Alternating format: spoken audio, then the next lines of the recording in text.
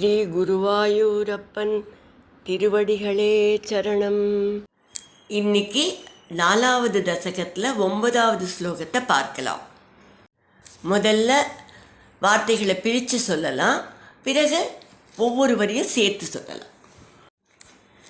த்வத்சமாதி விஜயேது யஃப் புனஹ त्वत्समाधिविजयेतु यः पुनः मङ्क्षुमोक्षरसिकक्रमेण वा मङ्क्षुमोक्षरसिकक्रमेण वा योगवस्यमनिलं षडाश्रयैः योगवश्यमनिलं षडाश्रयैः उन्नयत्यजसुषुम्नयासनैः उन्नयत्यजसुषुम्नयासनैः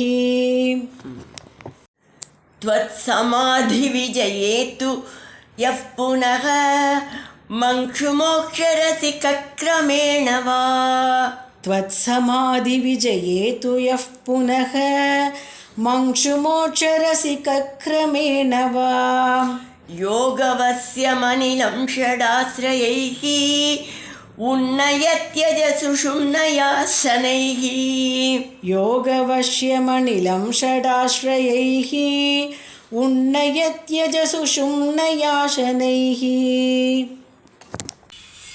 இப்போ நாம் இந்த ஸ்லோகத்தோட வார்த்தைகளை பிரித்து அர்த்தங்களை பார்க்கலாம். யக த்வத் சமாதி விஜயேத்து, உன்னை தியானிப்பதில் வெற்றி பெற்று, அதாவது தியானம் கைகூடி சமாதி நிலையை அடைந்து அதில் நன்றாக நிலை பெற முடிந்த அளவு யோகாபியாசம் செய்த சாதகன், அந்த சாதகன் அடுத்து என்ன செய்வார்? புனக, பின்னர் மங்ஷு மோக்ஷ ரசிகக, உடனேயே மோட்சம், இந்த ஜென்மத்திலேயே மோட்சம் வேண்டும் என்று விரும்பலாம். அல்லது கிரமேணவா, மெதுவாக அடைகின்ற முக்தியை விரும்பலாம். அப்போது அவர்கள் அதை எப்படி அடைகிறார்கள்? அதாவது ஜீவாத்மா சரீரத்தை விட்டு எப்படி பிரிகிறது?